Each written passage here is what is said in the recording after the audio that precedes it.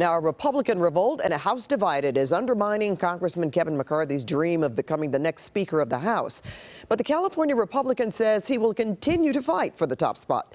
KCAL 9 political reporter Tom Wade is here now with the very latest on this very public political brawl, Tom. It is very public, Pat. And, you know, when you talk to political experts, they say, you know, this is just not good for the country. It's not good for Republicans. Just a lot of chaos, right? So not in 100 years has the nominee for Speaker of the majority lost the vote. But that's exactly what happened today, 3 times. But tonight, McCarthy told reporters he is not giving up. Members are talking. We're walking through. I think we'll find our way to get there. California GOP leader Kevin McCarthy late in the evening vowing to keep up his fight to become the next House Speaker, even after his historic loss earlier in the day. How long are you willing to continue this battle? I don't really see the battle. We're not that far away. We only need 11 more votes to win. Are there any circumstances under which you would consider pulling out of the race for Speaker? There is not one. There's not one. McCarthy would not say which issues are still being negotiated. But most of the issues have already been settled. They're small things. A speaker has not been elected.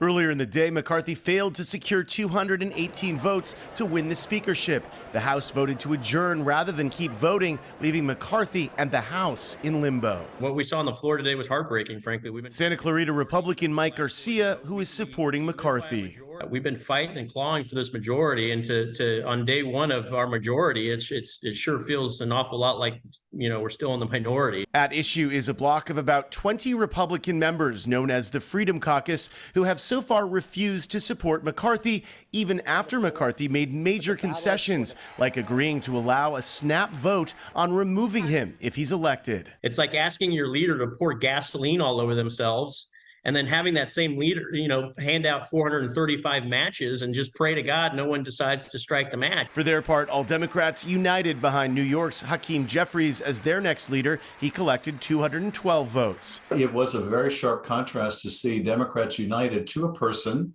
behind Hakeem Jeffries. They're in disarray. The party doesn't really know what it stands for, what it's about. It's kind of at war with itself. Professor of political science Jack Pitney explains why McCarthy is struggling to win the speakership.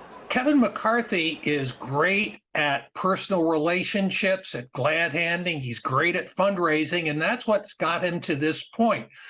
Unfortunately for him, the speakership requires an entirely different skill set, which he has yet to show.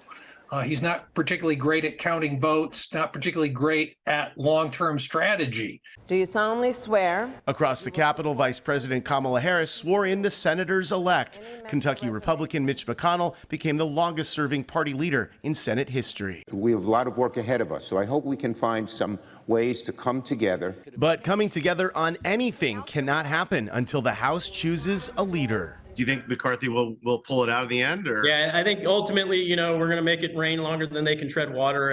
I think even the Dems are starting to fade out a little bit and see the silliness of all of this. What's not clear is who would be a viable alternative to McCarthy. The House reconvenes tomorrow afternoon. And also a consequence of all this, Pat, is that the entire House has not even been sworn in yet. They can't do anything until they pick a House Speaker, Which is in limbo right now. Exactly. All right, so tomorrow at noon, we will be paying close attention, Tom. Thanks, Pat. All right, thank you.